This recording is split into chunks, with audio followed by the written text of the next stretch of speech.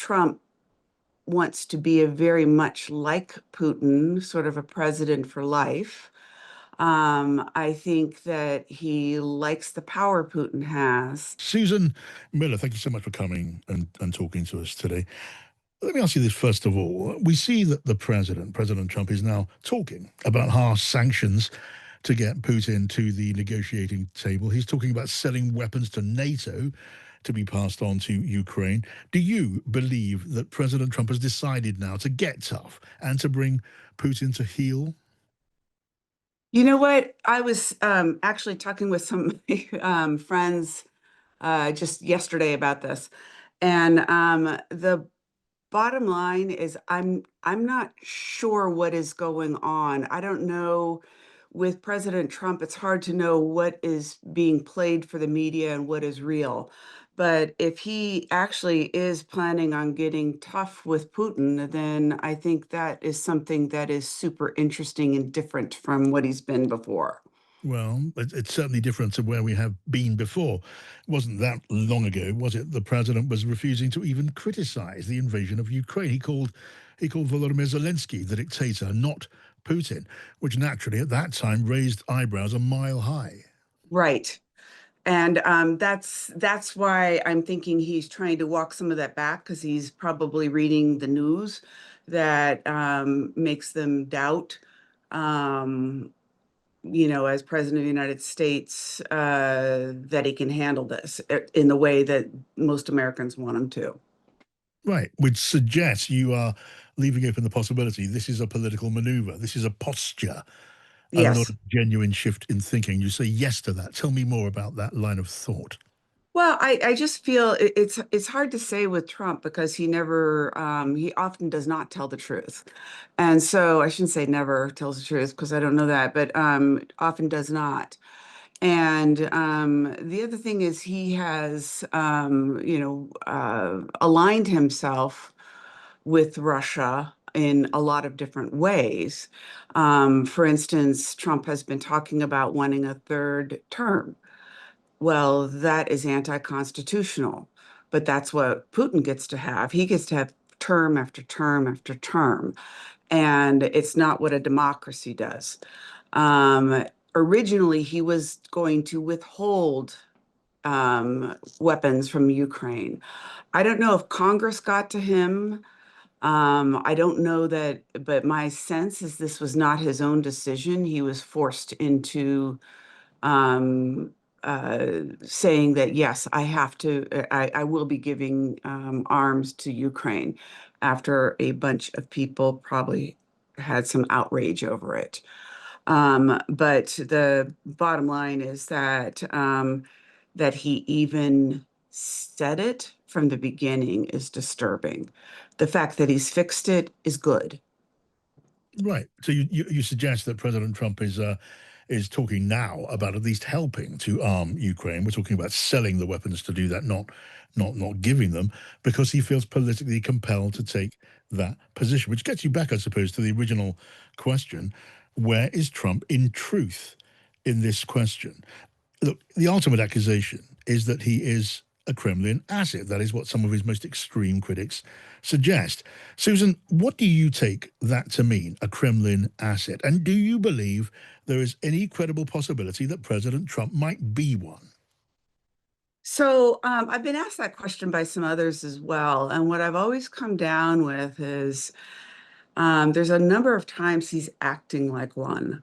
And I give an example of back in 2015, 2016, when my team and I were writing, finding in the paper, in our intelligence, I should say, that there was clear evidence that the Russians were trying to influence it on President Trump, towards President Trump that year. And we were very clear about that. It was even briefed to Trump by our then director, President-elect Trump at that time, after he got elected. And he was like, "Yeah, thank you, Gina, for that." And then within about a month after he took office, he tried to put me and my team in jail. He put us on trial. We still don't know what the crime was supposed to be. but it was harassment at a minimum. And so when I see that kind of behavior, um, then, and I see some of the behavior now, Hmm. why isn't he just giving Ukraine our our weapons and talking to them about something in the future once they get back on their feet as far as repayment? Why did he initially stop it? I think there was an outcry and he was forced to go back into it, but did he really want to? I don't know yet. We'll see how it goes in the next few weeks, I guess. But that's why. So, anyway, it's a long way of saying I think Trump wants to be a very much like Putin, sort of a president for life. I think that he likes the power Putin has, and that's about all I can Right. say for sure right now. Yeah. Okay. I mean, I'm listening carefully to what you're saying, and clearly you are choosing your words with immense care. But to hear you Mhm. doing that as an experienced intelligence operative and leader, your words carry, let's say, particular weight and arouse my Fair. curiosity in a way you'll fully understand. So let me ask you very directly then, have you seen, as someone who's versed in the business of weighing up facts and putting them together into a picture, have you seen or heard any information which seems to you credible evidence that the president might be a Kremlin asset? Direct question. What do you say to that? I say I have seen some things. I don't I'm still working out whether or not it is true, but yes, there has been some information that's out there that's been on the web and some other things like that that make it look like he could be. Yeah. Okay, and you can't share details of what you're referring to there. No, there was some posting, I want to say a month or two ago, that made it sound like there might be something there. Okay, I guess we'll file that under the heading of suspicion, which coming from you, from this particular Yeah. court, it is interesting to choose a neutral word. Hmm. Look, moving on then, I spoke recently to Anthony Blinken, the former Secretary of State, who told me that he had spoken to senior figures in Europe and elsewhere who expressed to him privately their concern about sharing intelligence with America under this administration. How big a problem is that, do you think? So if I was the Europeans and I worked very closely with pretty much all of them, very closely with the British and the other Five Eyes, but also with French and German and some others as well, Polish as well, and I would say that I would understand their concern if they don't feel like Trump is trustworthy. How can they feel like the people he's appointed in the intelligence agencies like CIA, DIA, NSA, you name it, are trustworthy as well? I can tell you that the people working for all of those people are trustworthy, but will those people go to Trump and say, "Hey, I got this piece of information and you need to do something with it because we don't like the way it's going with regard to how you view the Russians and how you have view the Ukrainian situation." The thing is that Trump has proven himself to be very liberal with following through on what he says. And I think it will be interesting to see if that happens. And if it does, I might change my mind about him. Okay. I mean, look, what about the issue? Look, I don't know, but I imagine you still have connections inside the Central Intelligence Agency. Is there any issue here of mistrust and suspicion within the ranks of the CIA that you're aware of? Okay, so whenever a new director comes, we're always like, oh, what is he or she going to be like, right? And sometimes we hear they're going to be bad and they're good. And sometimes we hear they're going to be really great and we don't like them, all the rest of that kind of stuff. So that is absolutely going on right now. I haven't heard anything. I don't think that the new director's been there long enough for anybody to really Mm, assess what they think about them. But the bottom line is, I think I'll have a little bit more understanding. All of us will in the next month or two. But as of right now, I think the biggest concern that I have heard was about the Trump administration going to each of his chiefs saying, I need you to get rid of this many people, each of his intel chiefs saying, I need you to get rid of this many people that are working for you. And mm, that bothered me a lot, especially when they were talking about junior officers, get rid of all the junior officers that haven't come through their 3 or 4 year period yet.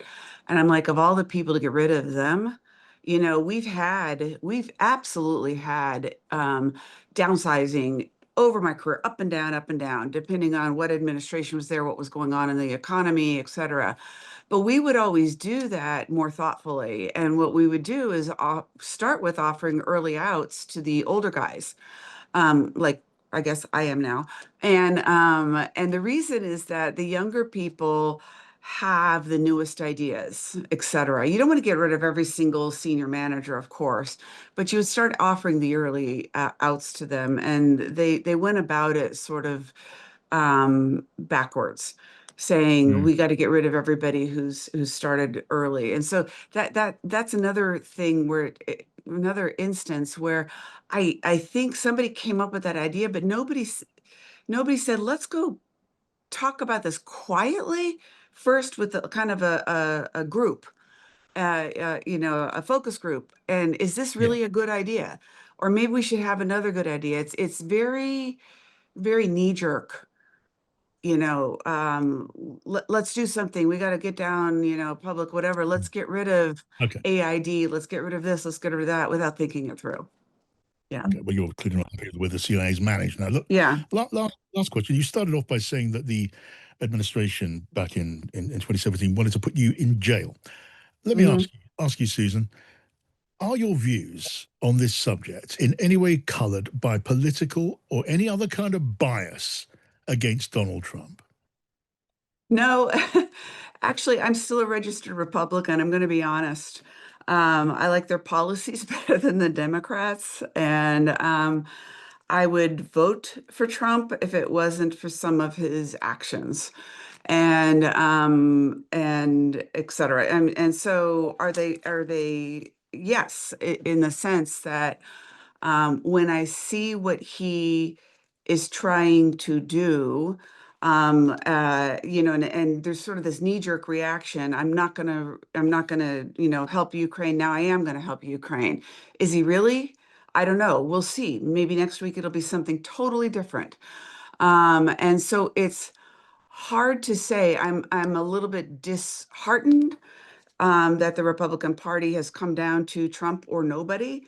But at the same time, there are certain things that I don't mind about it with regard to, looking at ways to save money for Americans and things like that, typical Republican things. But based on what happened back in 2016, um, what kind of president looks at a report that says that the Russians tried to influence the elections on that president's side, towards that president, I should say. And we know they did it, and we know we can't tell you if it worked unless we poll every voter. Therefore, Trump is our president, is basically what we said at the end of the report. And then tries to put the people who wrote it in jail, gets Attorney General Barr and Durham to open a trial on us. And it was individually. We all had to lawyer up with cleared government lawyers that when I say cleared, that means they had a clearance so that they could read the stuff too, and then sit in front of them for 8 hours answering questions like, tell us that how you were told to write this paper to bring down the Trump administration. I'm kind of for, shortened purposes, saying what that is, but that's the general thing. Tell us, that you wrote this because you hate the Republican Party. No, it's not it at all. I'm still a Republican. Tell us you wrote this because of this and or that or whatever. And it went on and on and on with my $1,500 an hour cleared lawyer. And at the end of it, they found nothing. And I think that really ticked him off back then. And a couple of my other team members had to go through it as well. And it was very similar. And then it just sort of died off and nothing happened. And I just kept going on. And in fact, it was under Trump, I was COS in Israel. And Trump ordered a really good thing in Israel, and that was the assassination of Qasem Soleimani, which me and my team put together with the Israelis. And we even took the shot. And so there was something good that came out of it. But I see now he's in his second term, it feels like he's more frantic. And so first he's going to go and, stop the weapons to the Ukraine. Yeah. And then probably some Republican senators and congressmen got to him and said, "Are you kidding me?" And then he started worrying. And then he's like, "Okay, now I won't." But I don't know where he stands. Is he going to take it away again in a week? He could. All right. I just don't know. Yeah. Susan, that's really, really interesting. Thank you so much for talking to us. Take care.